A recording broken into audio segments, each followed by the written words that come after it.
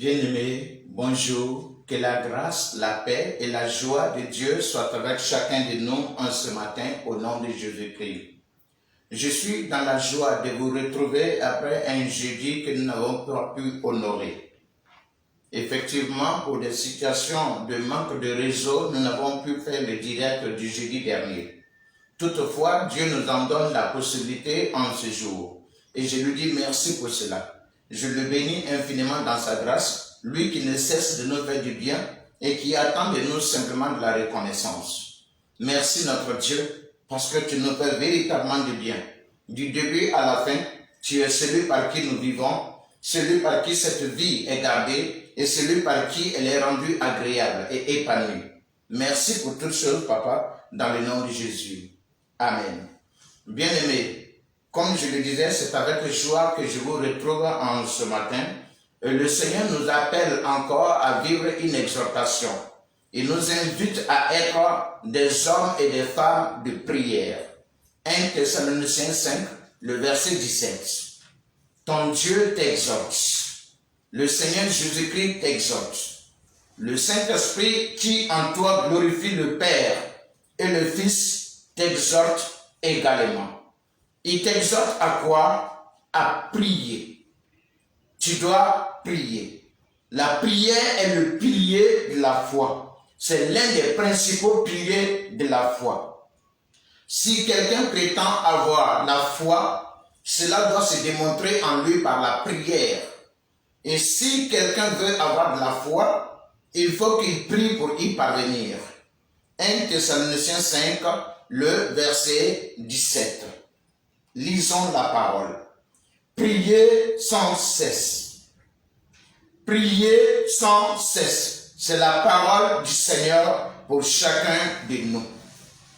Notre Dieu, encore une fois, nous venons à tes pieds. Merci d'éveiller en nous davantage l'Esprit Saint. De permettre, oh notre Père, que nous puissions t'entendre, te comprendre, que nous soyons touchés au plus profond de nos personnes.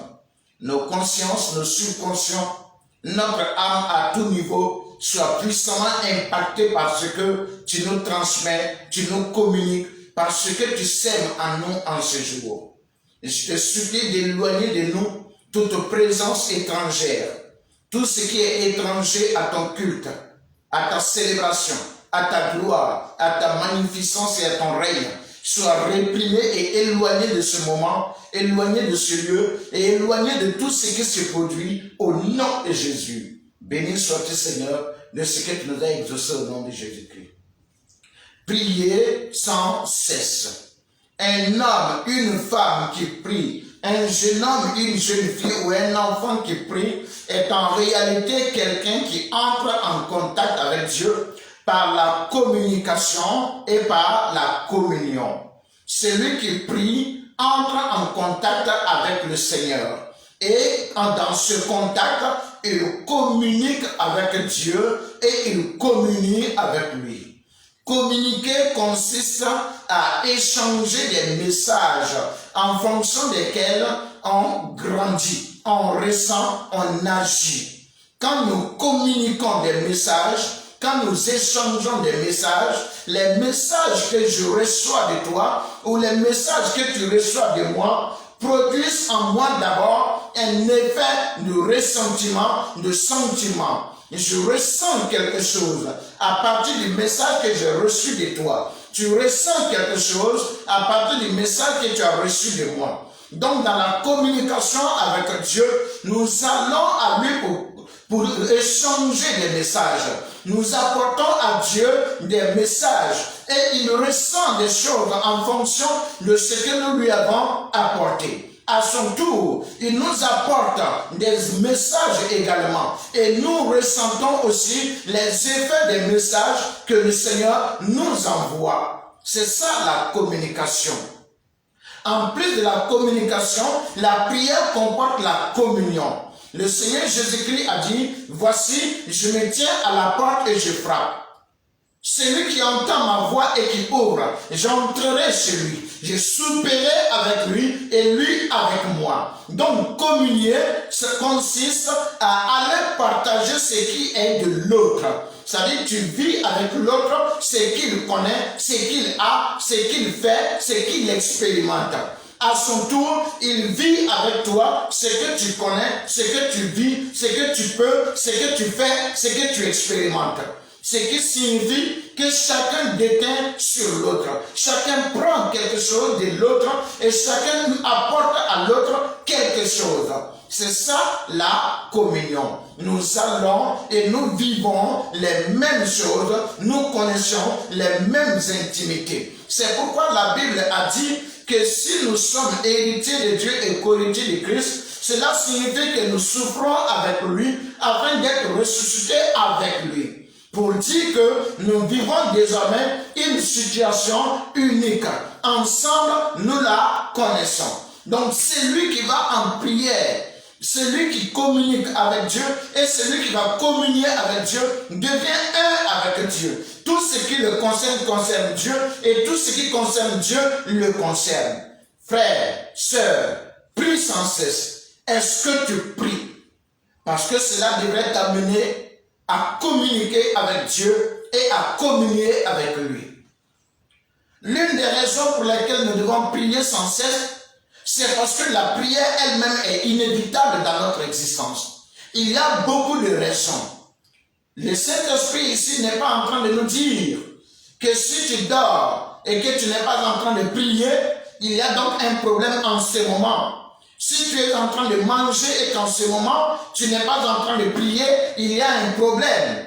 Non, mais c'est pour dire qu'il y a beaucoup de situations, beaucoup de circonstances qui t'amènent à réagir dans le sens de la prière. Ces choses-là t'amènent à aller devant la face de Dieu, aller en contact avec Dieu pour communiquer et communier avec lui. Alors, si tu n'apprends pas à aller spontanément, naturellement, promptement, dans la présence du Seigneur, en contact de Dieu, pour communiquer et communier avec lui, tu échoues naturellement dans les circonstances de ta vie. Tu fais les mauvais choix, tu prends les mauvaises décisions et tu récoltes des conséquences tragiques et dramatiques. C'est ça le problème. C'est pourquoi tu es appelé à prier. Et aujourd'hui, l'une des raisons pour lesquelles le Saint-Esprit t'invite à prier, c'est la reconnaissance. Si quelqu'un doit prier, c'est parce qu'il a en lui un cœur de reconnaissance. Dans Colossiens chapitre 3, nous lisons ceci. Colossiens chapitre 3. Lisons à partir du verset 14. Et c'est le verset 15 qui nous intéresse. Colossiens 3, 14 à 15. Mais par-dessus toutes ces choses, revêtez-vous de la charité qui est le lien de la perfection. Et que la paix de Christ, à laquelle vous avez été appelés pour former un seul corps, règne dans vos cœurs. Et soyez reconnaissants. Par-dessus toutes ces choses, revêtez-vous de la charité qui est le lien de la perfection. Et que la paix de Christ, à laquelle vous avez été appelés pour former un seul corps, règne dans vos cœurs et soyez reconnaissants. Vous voyez, le Seigneur t'appelle à être reconnaissant, il m'invite et m'appelle à être reconnaissant. Et c'est cette reconnaissance qui doit se traduire dans notre prière, nos temps de prière. Et pourtant, la reconnaissance est tellement continue dans notre vie. Je veux dire qu'elle a toutes les raisons d'être tous les temps manifestée dans notre existence. Parce que les bienfaits de Dieu pour nous sont innombrables. Ils sont continuellement actifs. Et nous les ressentons à tout temps si nous sommes éveillés en nous-mêmes et si nous avons le discernement. S'il y a de l'intelligence en nous, nous comprendrons à quel point Dieu ne cesse de nous faire du bien. C'est pourquoi nous ne pouvons pas cesser de prier si nous devons lui témoigner notre reconnaissance. Vous voyez, les bienfaits de Dieu, on peut les qualifier, on peut les classifier de beaucoup de manières. Il y a ces bienfaits que nous ne constatons pas, que nous ne remarquons pas, et pourtant qui sont vitaux. Sans ces bienfaits, certainement nous aurions déjà péri. Sans ces bienfaits, beaucoup de choses nous auraient déjà échappé et notre existence aurait déjà tourné au drame. un jeune enfant, imaginez, qui est en train de s'amuser, juste avec une roue de vélo ou de moteur. Et pendant qu'il s'amuse, il traversait la voie, il voit une grosse pointe qui est sur la voie. En s'amusant, il prend la pointe et il traverse avec pour aller s'asseoir de l'autre côté de la voie nationale. Juste quelques minutes après que cet enfant a traversé et qu'il a pris la pointe pour passer, un car vient et passe. L'une des roues de ce car vient passer exactement où la pointe était placée pour percer la roue. Ces voyageurs, ce chauffeur de car, son convoyeur, le propriétaire de la compagnie, ont tous bénéficié d'un acte de protection de la part de cet enfant. Mais aucun d'entre eux ne s'en est rendu compte. Ils arrivent chez eux, ils bénissent peut-être Dieu pour ceux qui sont sages et intelligents, mais pour beaucoup d'entre eux, ils se félicitent d'être arrivés à destination. Ils vont se réjouir tout simplement. Ils vont faire la fête chez eux. Ils vont continuer leur programme, leurs activités, sans se soucier de quoi que ce soit. Mais imaginez que cet enfant n'avait pas enlevé la pointe. Le car transportant au moins 70 à 80 personnes qui arrivent là et qui fait une crevaison. Par le problème de crevaison, la direction devient difficile à contrôler. Et le car étant dans une certaine vitesse, perd totalement l'équilibre et se trouve certainement en train de percuter soit des arbres ou d'autres personnes et tombe également avec les chauffeurs, les convoyeurs, les voyageurs. Combien de morts aurait-on eu là-bas? Combien de blessés aurait-on vu là-bas? Et à quel point on pouvait estimer les dégâts matériels? Tout cela a été épargné par un simple acte posé par cet enfant. Le fait d'emporter la pointe qui aurait créé tous ces drames. Dieu agit beaucoup de fois avec nous ainsi. Il y a beaucoup de situations qui nous auraient détruits. Beaucoup d'événements, beaucoup de choses cachées qui auraient été fatales pour nous. Nous en avons été épargnés. Mais comme nous ne le savons pas, nous n'en avons jamais été marqués. Et nous n'avons pas su dire à Dieu merci. Alors pourquoi ne pas célébrer ce qu'on ne sait pas, mais dont on est conscient de la manifestation? Nous savons qu'il y a des bienfaits que nous connaissons, que nous ne voyons pas, mais qui sont réels. Et que par ces bienfaits, notre vie a connu une mesure de sécurité ou alors une mesure d'épanouissement. Donc nous avons une raison de prier. Une raison de communiquer avec Dieu, une raison de communier avec lui. Prie sans cesse. C'est ce à quoi ton Dieu t'appelle. Il y a les bienfaits qui sont devenus tellement familiers à notre quotidien que nous ne les considérons plus comme des bienfaits. Des choses comme le souffle, qui sont l'essence, le fondement même de notre existence. Nous ne prenons jamais le temps de dire merci pour ce souffle. Pourquoi? Il est devenu tellement familier, tellement naturel, que nous trouvons que ça vient de nous-mêmes. Ceux qui arrivent à une certaine mesure, une certaine dimension de réflexion, d'idéalisme, de compréhension de certaines choses, d'apprentissage, de culture, qui se disent cultivés, ils pensent que c'est par eux-mêmes qu'ils ont appris, c'est par eux-mêmes qu'ils ont réussi, c'est par eux-mêmes qu'ils comprennent, c'est par eux-mêmes qu'ils sont sages. Ils renvoient, ils ramènent tous ces exploits à leur personne, parce que c'est devenu tellement naturel, tellement spontané.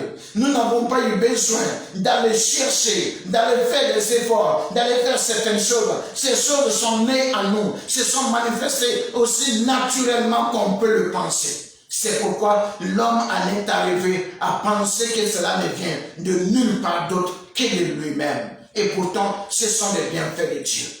Alors, quel que soit le caractère familier, le caractère ordinaire d'un bienfait que tu connais quotidiennement, tu dois savoir qu'il n'est pas de toi. c'est une œuvre divine, c'est un exploit du Seigneur. Nous ressemblons beaucoup de fois à ce jeune garçon, certainement de 5 ans, 6 ou 7 ans, qui s'assoit devant un plat d'attiqué ou un plat de placali, qui peut s'asseoir devant un plat de petit mille, qui se met à manger aussi facilement que possible. Et la seule chose qu'il sait, c'est de mettre la main dans le plat et de la ressortir pour l'amener à la bouche.